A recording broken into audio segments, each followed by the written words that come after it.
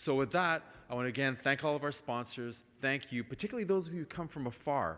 It's a heck of a trip. It costs you money, but we at CUGH are immensely grateful for your sacrifice to come here. It means the world to us. So thanks, everybody. I'm going to turn it over now to Judy Wasserheit, our founding chair, the former Dean of Global Health at George Washington University, to introduce our extraordinary keynote speaker. Enjoy the rest of the conference, everybody.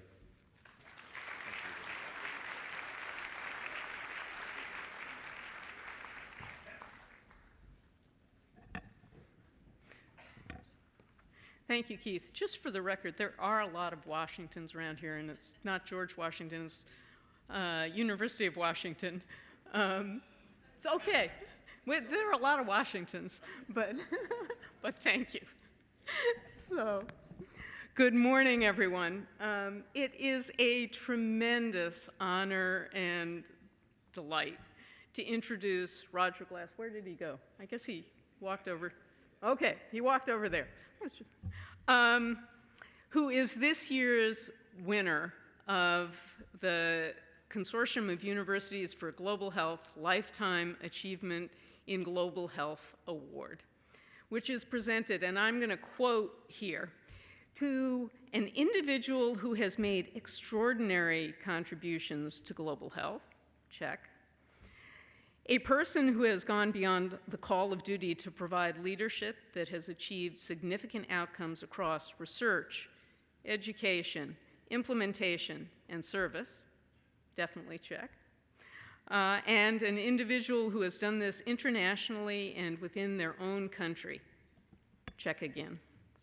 Of course, almost everyone in global health knows Dr. Roger Glass, who was the director of the NIH's Fogarty International Center for about 17 years until he stepped down in January.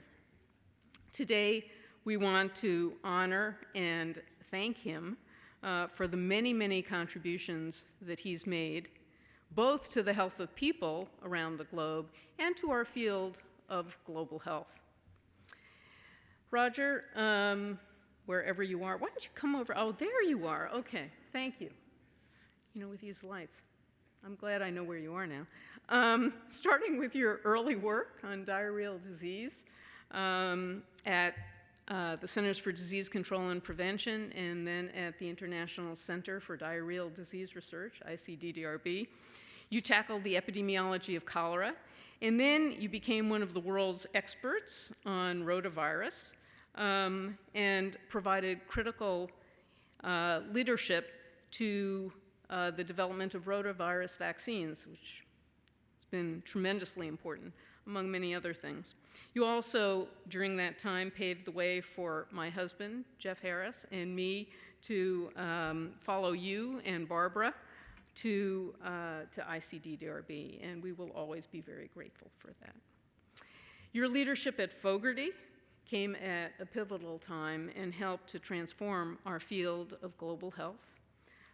Programs like MEPI, NEPI, and HEPI, certain rhythm there, the medical, nursing, and health professionals education partnership initiatives generated new models for engagement and ownership by African leaders in global health.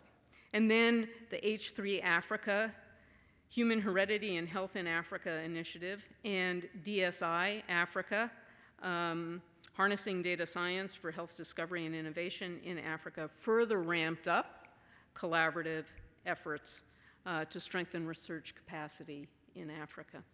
You helped forge new interdisciplinary collaborations and networks to broaden global health beyond the traditional infectious disease and maternal child health domains that were, frankly, the primary focus of tropical medicine and international health, to now include very prominently work on chronic non-communicable diseases and implementation science, which I think many of us see as one of the signature sciences of global health.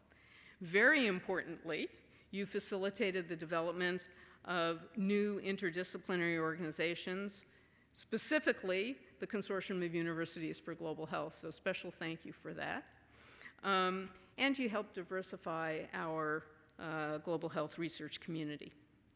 But as I've said to your face, and I will say again here, what I think makes you so remarkable as a friend, a colleague, and a global health leader is the way that you combine your expertise and your experience with your humanity.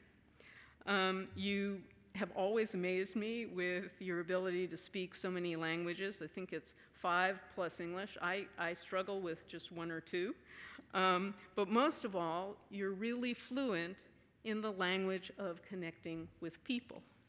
I've seen this again and again in your deep, very genuine caring, with empathy and insight, and a knack for figuring out how to help on the little things as well as those big issues.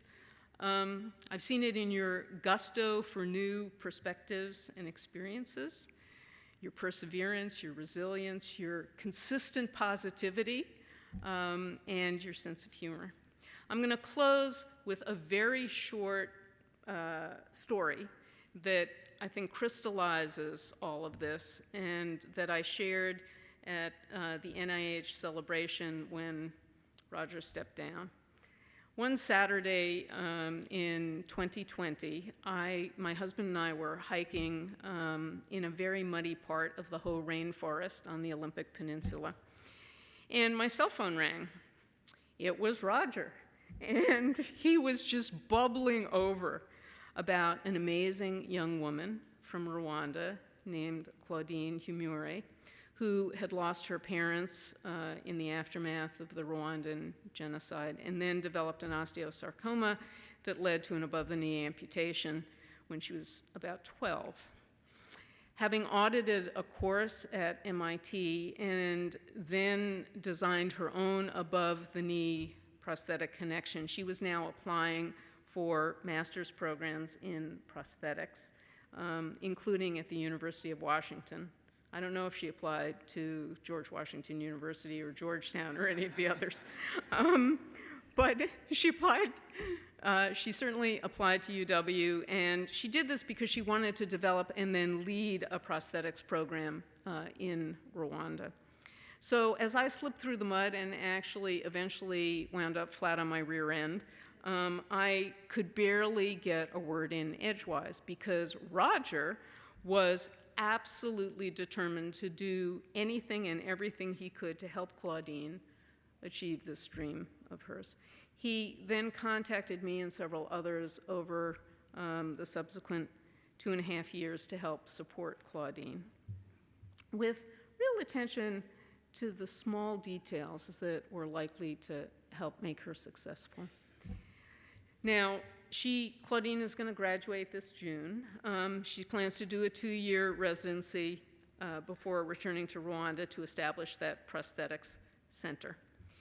There's no question she is a really remarkable woman. And we at UW have been incredibly fortunate to have her as a student.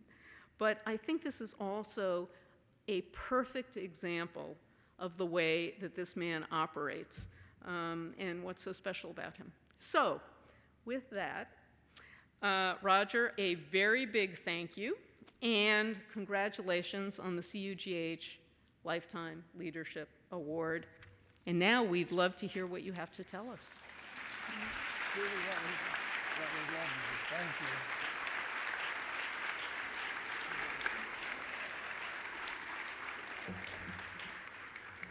Judy, thank you so much. That was just lovely. Wow. Where do I go from here?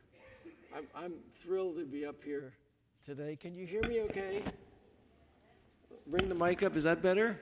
Yes. Great. Delighted to be here today. Can you put on my first slide, perhaps? Yeah. Next. Well, here we go.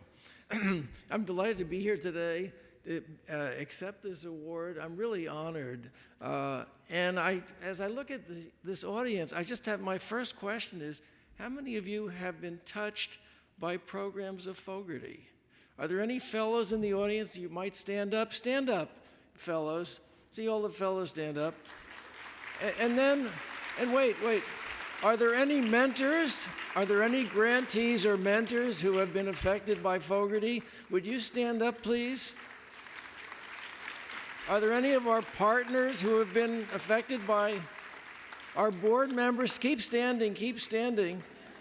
Are there any friends of Fogarty here? Wow. Well, take a look. Take a look. I'm thrilled. Thank you so much. I'm really thrilled. It's amazing that this smallest of organizations at NIH could bring together so many people in the field of global health and bring this to fruition. You know, I'm thrilled also because not only was it Keith Martin's birthday yesterday, happy birthday, Keith, but the first meeting of the Consortium of Universities for Global Health was held on the NIH campus. My predecessor, Jerry Kirsch, thought of the idea in 2005. Jaime Sepulveda followed up with 2 meetings to organize this concept. But the first annual meeting was there on the NIH campus. We brought Dr. Collins, who was a brand new director, to speak to everyone. And we had a bunch of universities who brought their presidents. It wasn't just the head of global health, who's nothing. It was the president of the university on the theme of future of global health, funding, development, research, and education. Why the university presidents? Why the university presidents? We had a program at Fogarty, Flora Katz, I believe, is in the audience, who ran this, that said that global health is not a medical specialty, a public health specialty, a nursing specialty. It's really for all of a university. You know, you need the lawyers to negotiate the Framework Convention for Tobacco Control. You need the engineers to do computer science and innovations. You need the vets to talk about One Health. Communications, business to do the supply chain. It has to be the university. And it's because of that that I think in the future, global health will involve all of universities, and this organization allows them all to be here. Well, how did I get to this crazy position as director of Fogarty? I was a history science major. I learned about John Snow in the pub and how he stopped cholera by taking the handle off. I said, great, that's something I could do, you know, a pump handle. I went to CDC and to the Enterix group. They sent me out on a cruise ship. 800 people were sick. They were all barfing and whatever, and I was there for... It was terrible, but I said, this is not what I expect of global health. This is not. And so my wife, who's in the first row here, Barbara Stoll, I told her we were going to go to Bangladesh, and we worked together. So we ended up going to Bangladesh in 1979. I'd had a lot of education in college and medical school and residency, but the real education I got was working in Bangladesh. I moved to this cruise ship in the Ganges Delta, a former jail on the bottom and justice on the top from the Brits. And it was the beginning of the cholera hospital. I was asked by Enterix if I wanted to lead a cholera vaccine trial. I thought they were trying to get me out of CDC, and I said, absolutely, I'm your man, never having seen a case of cholera or done a vaccine trial. So I went out there, and lo and behold, I found the pumps that John Snow had described, a $100 million project in MATLAB to put in pumps for microbiologically pure water. But that water had a slight tinge to it, and I drank it all the time to be safe.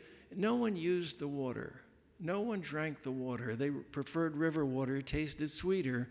And 25 years later, this turned out to be, that red tinge was arsenic. And it turned out to be arsenic poisoning, chronic arsenic poisoning. And it was really quite remarkable finding.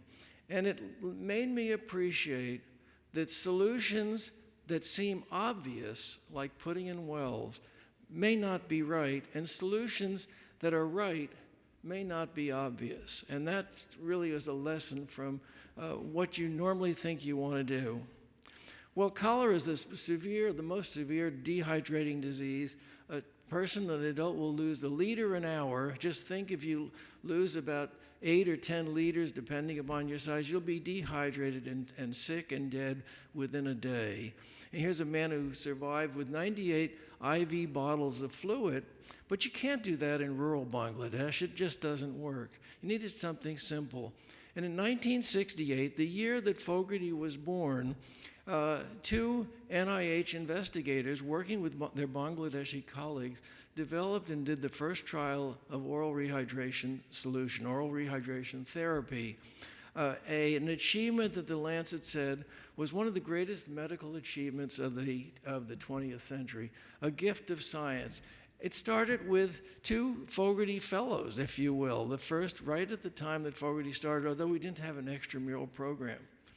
So here we had a great discovery from Bangladesh of relevance to the world. And I came back to CDC and I realized that we weren't recommending oral therapy in the US. I was duplicitous. I was not learning from this. And so we at CDC, we pulled together a group to write the recommendations for the treatment of acute diarrhea in American children with oral therapy. And this, to me, when congressmen ask me, I say this is a terrific example of reciprocal innovation, of frugal innovation, that research in a place like Bangladesh can actually inform policy in the United States. Well, the biggest program in Bangladesh at the time was for family planning. And there are hundreds of millions of dollars going into family planning, and you can see by that red arrow that it was going nowhere. Despite the amount of money being spent. And why was that? This is a country where women would drop out of school at menarche because there weren't facilities. They would be married early because they had no value in the family economically. What could be done? It wasn't just the distribution of contraceptives. The solution was providing education and opportunities to work. Mohammed Yunus brought microfinance to the country through the Grameen Bank, and women had microfinance opportunities. The garment industry moved into Bangladesh, which is now its biggest export, and fertility declined from 6.3 births per mother in 1980 to 2.2 in 2012. It was really remarkable. And it was not just the family planning, it was economics and education. And I got to feel and recognize that women were the basis of global health. And if you wanted to implement in the developing world, you had to keep women in sight. So from these examples, and I want to include grandmothers and families where parents have been lost to AIDS. We have no programs for grandmothers. So the lessons I learned about global health from this university at ICDDRB in Bangladesh: start young and go into the field and learn. The obvious solutions are not always correct, and the correct solutions are not always obvious. Global health and local health are not opposites. Julio Frank taught us that. Good human chemistry builds great partnerships. Mentorship is critical. Implementation science. We have so many of these vaccines that we have. HPV, we could stop cervical cancer in the world or reduce it. How do we implement that?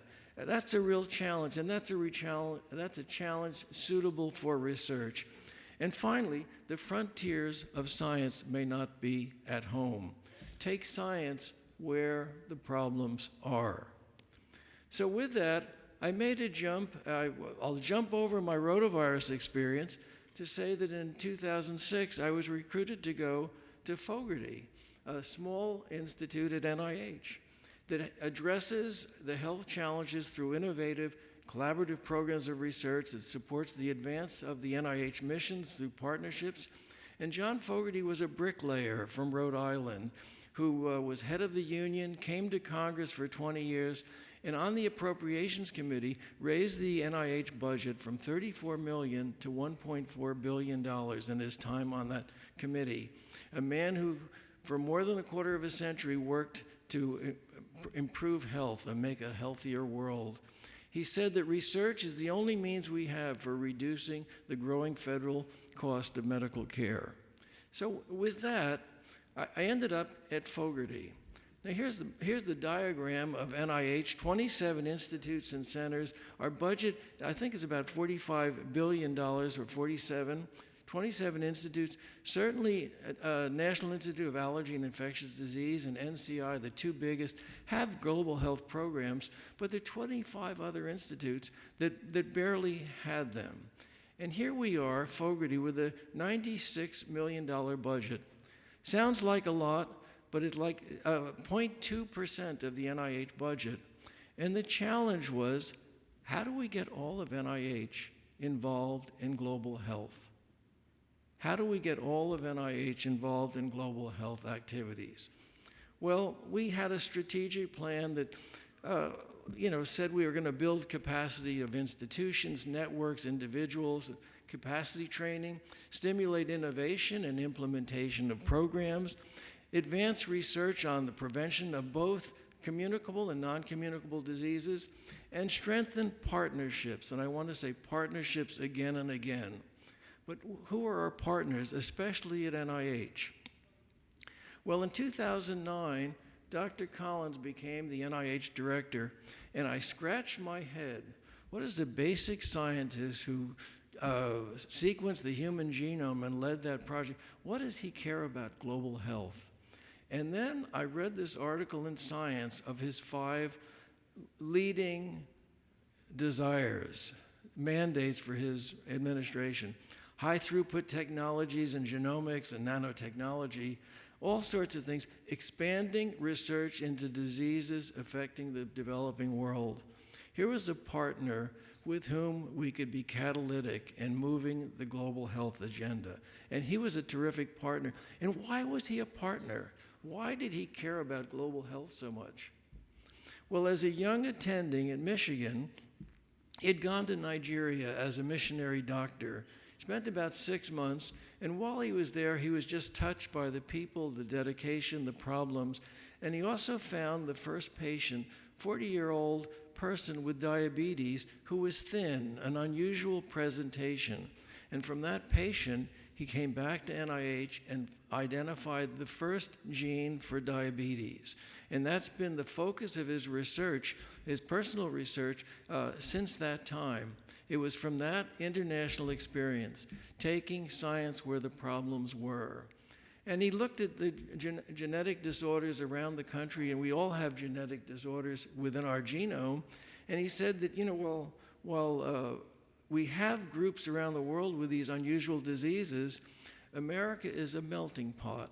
And if we really want to go back to founder populations and find the source and the problems, we really have to think globally. And ultimately, he said, we're all Africans. We all came out of Africa, and that's where our genes came from.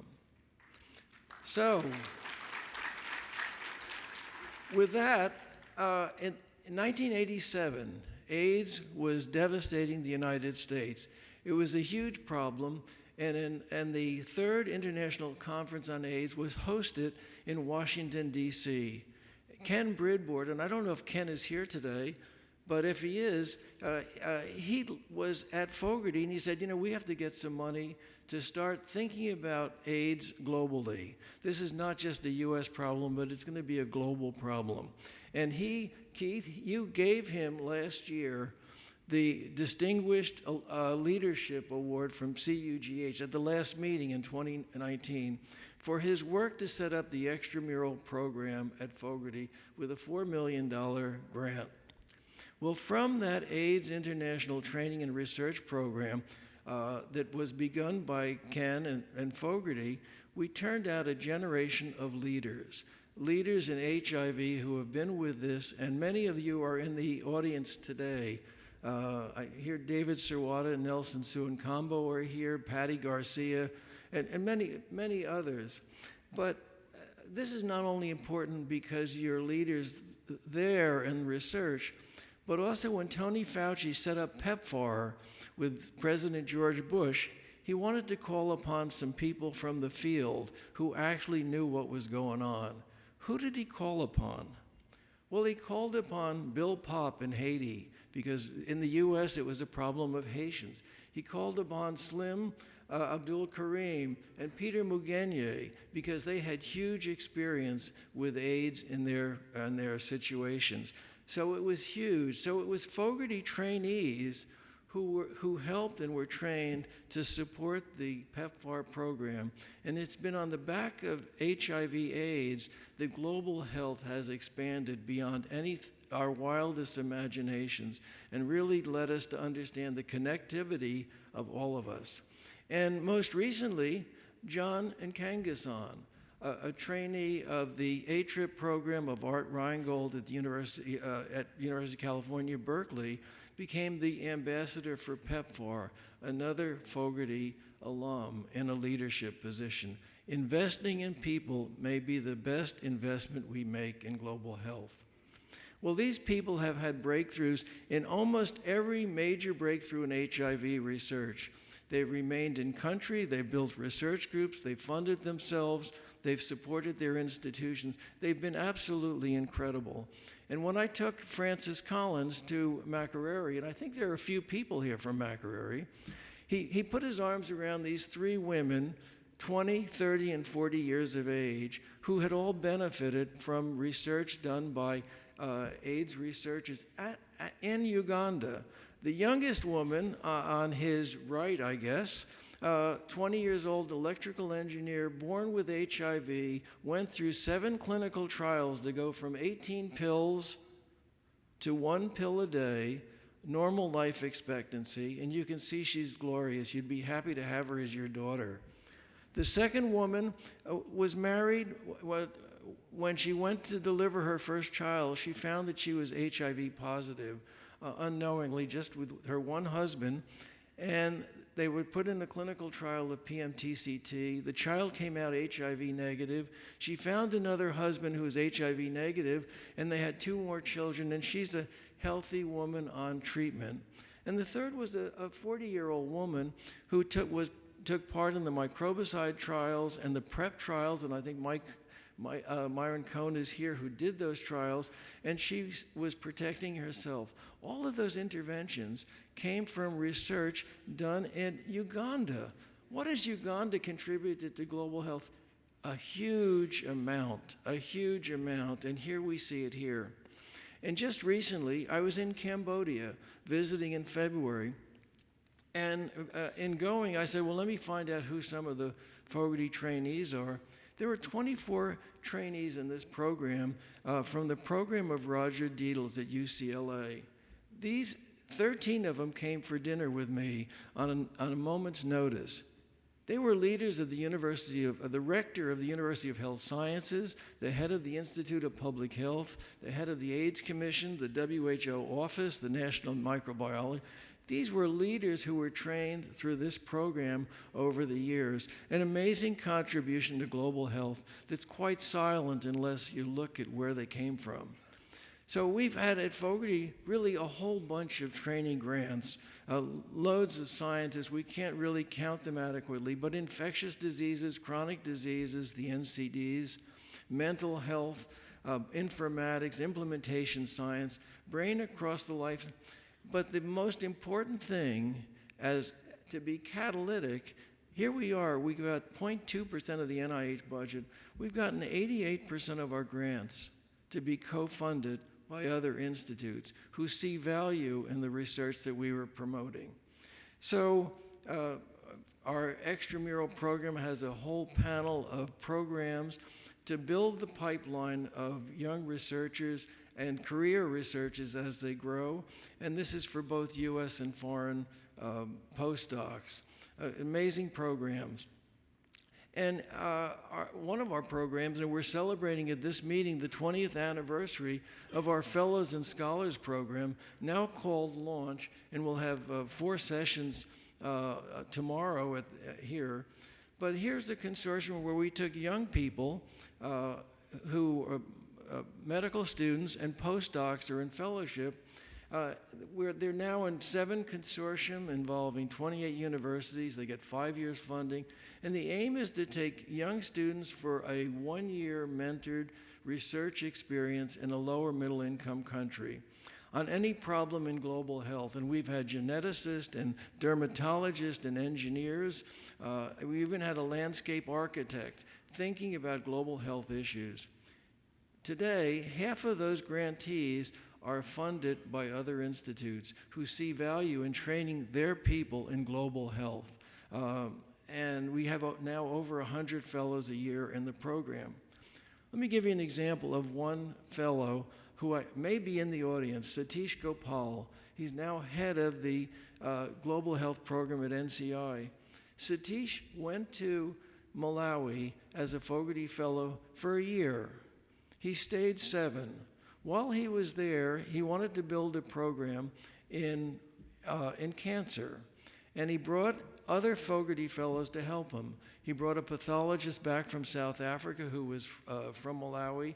He brought other fellows in infectious disease, in surgery, and the like, and pathology, and they led to a center that was really quite robust with both Malawians and Americans.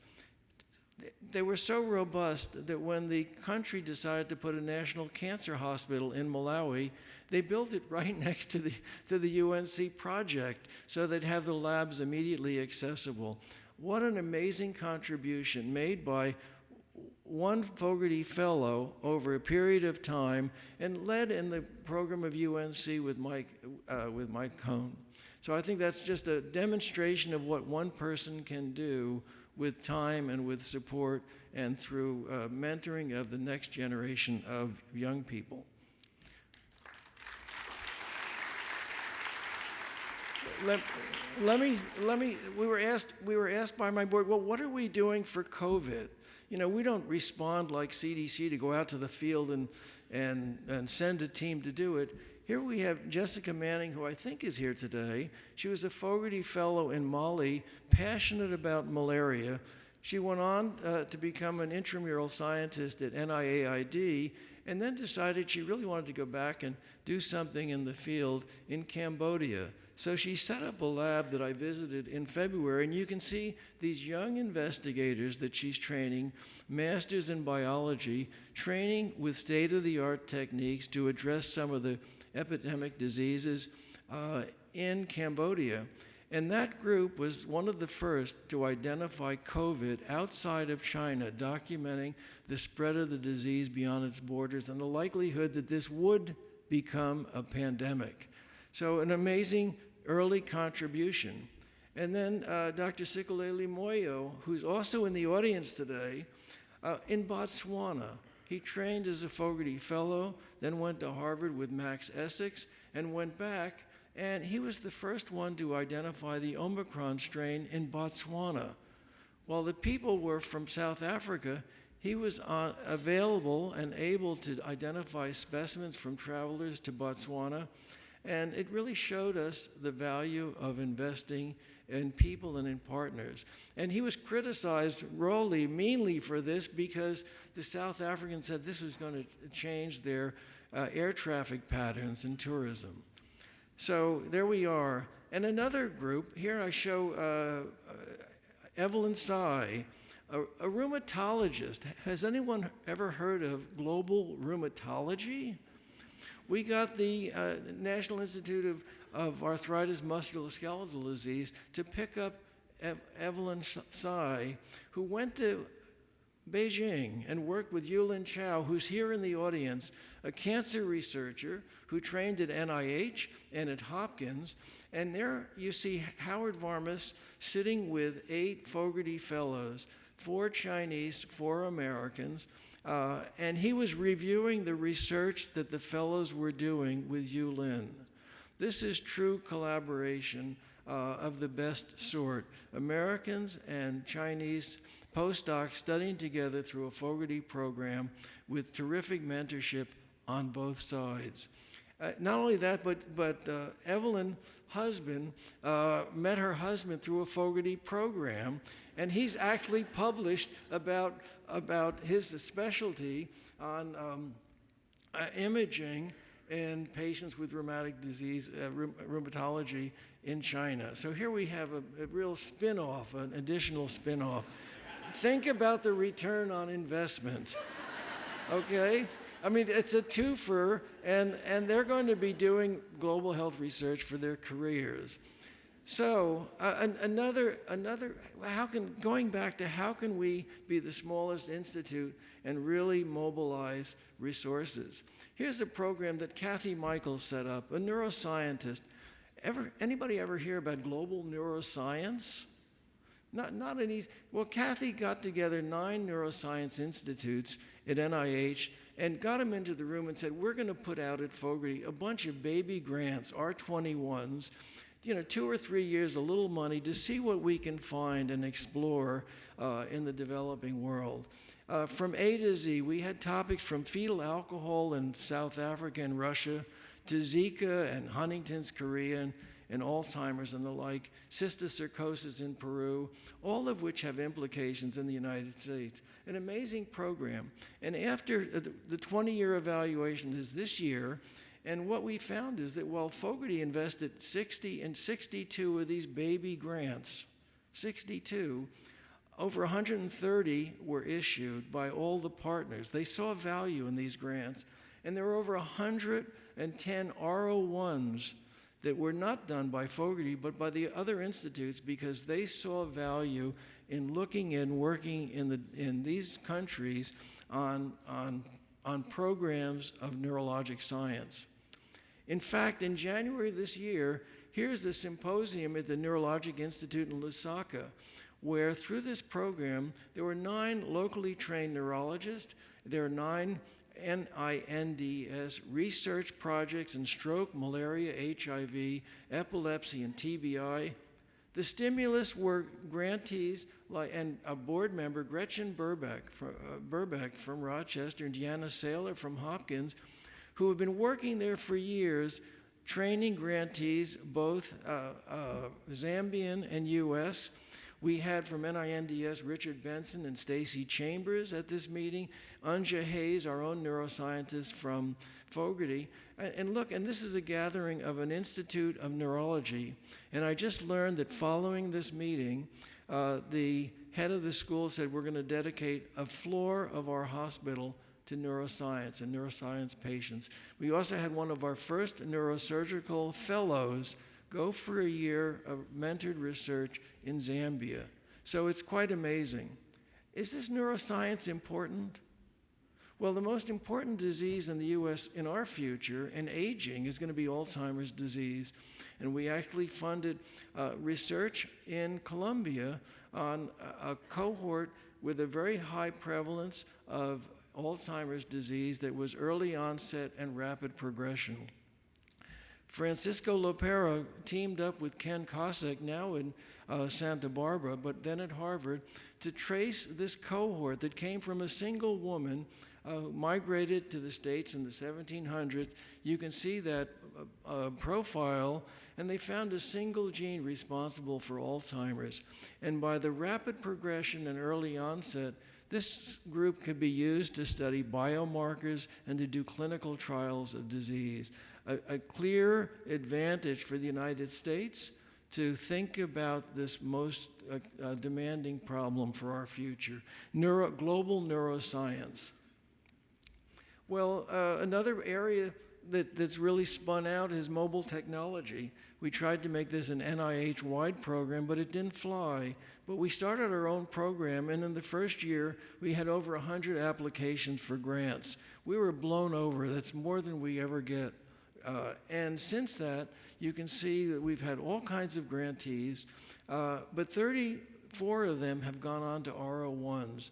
These are not Fogarty R01s, but these are R01s from other institutes that found discovery in our small grants and moved on, being catalytic and engaging partnerships with the other institutes. It's really been a winning strategy.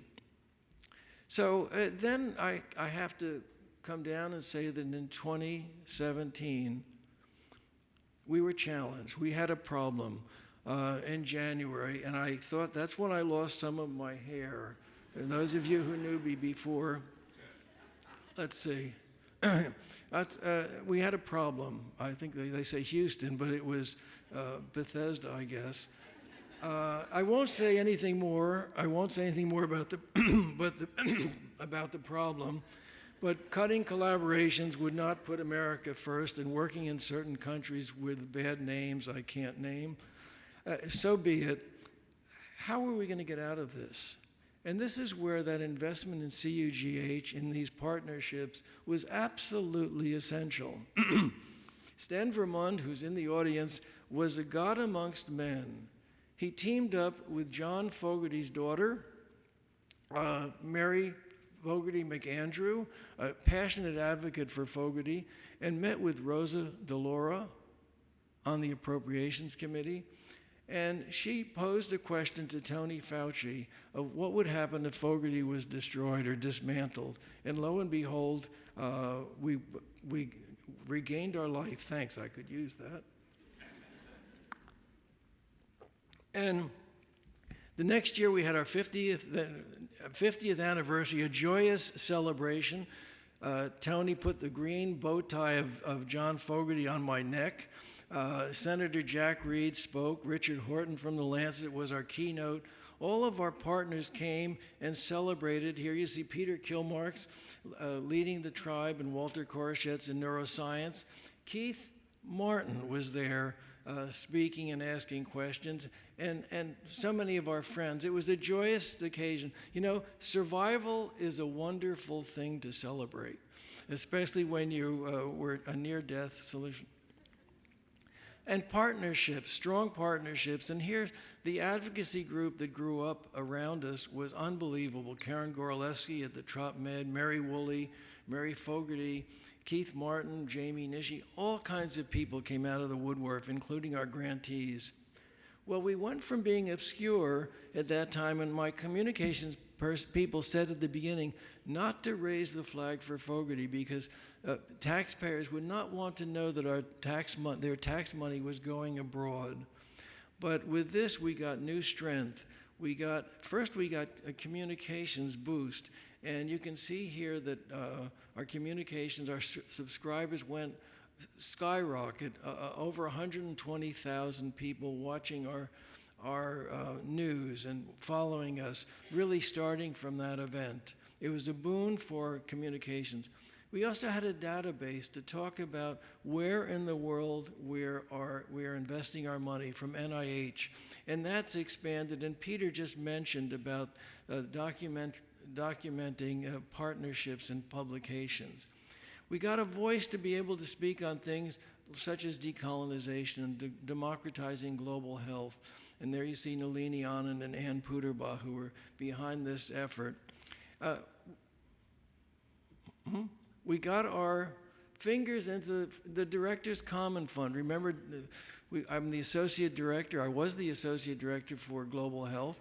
And so the director, with our help, put together common fund projects, human heredity and health that were mentioned by Judy, harnessing data science, the HAPPEN trial for household air pollution, the climate change program where we now have partners. Just in the MEPI, here we work with Eric Gooseby. Our tiny organization was key to promoting this $130 million MEPI project, leading that at Fogarty, where Ambassador Eric Gooseby put $100 million with us to move this grants.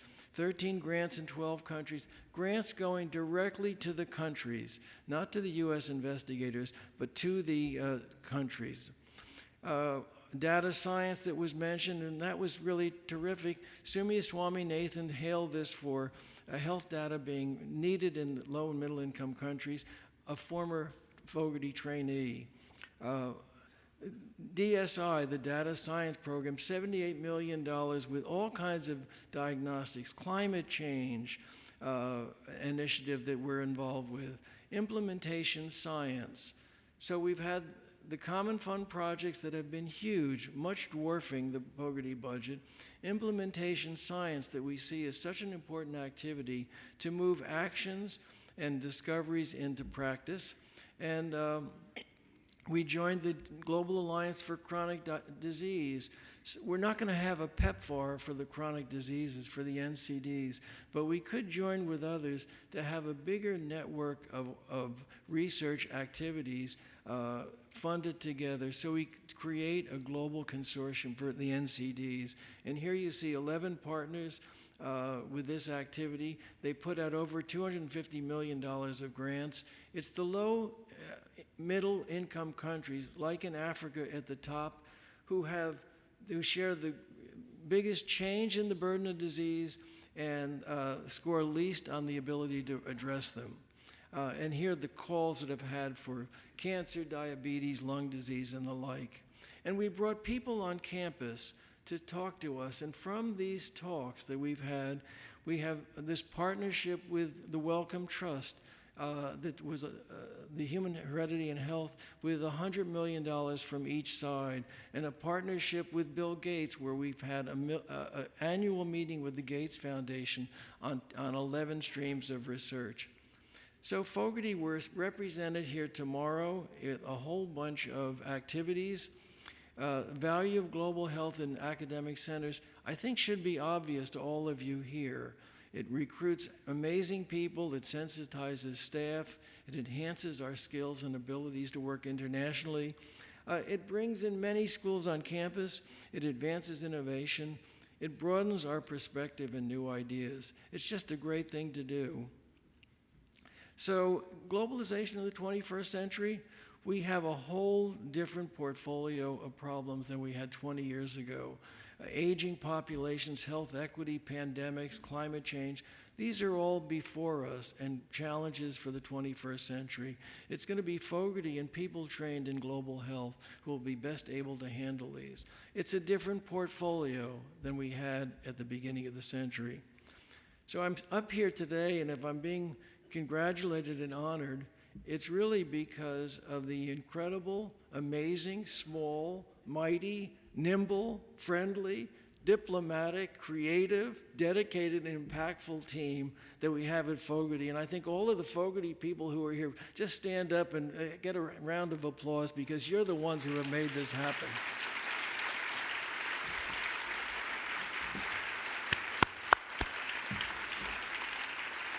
Okay. And finally, I just wanted to end with a quote about being catalytic and being the smallest guy on the block trying to move the elephant, with rare exceptions, and this is from Paul Farmer, who is one of our speakers and friends. All of your most important achievements on this planet will come from working with others, or in other words, with partnership. Thank you so much for the honor of giving this talk.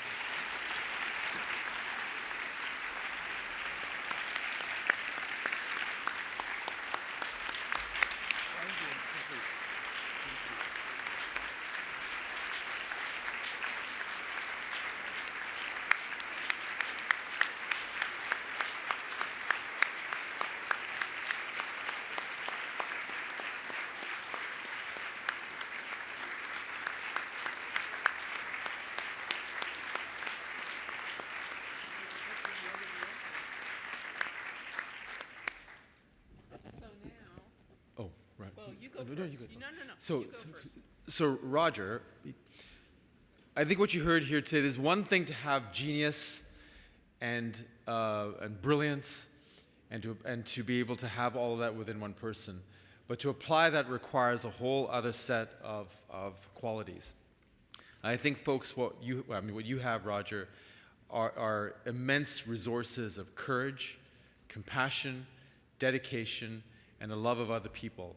And frankly, just a beautiful soul. So not many people have that, but you've managed to have both the extraordinary intellectual capabilities that you have, but in those rare people like you, you've applied it to make our world a better place, and that is a wonderful reflection and insight into your soul, your character as a human being. Thank you, Roger. And Dr. Wasserheit will present you with the award. Oh, you are so sweet. Thank you.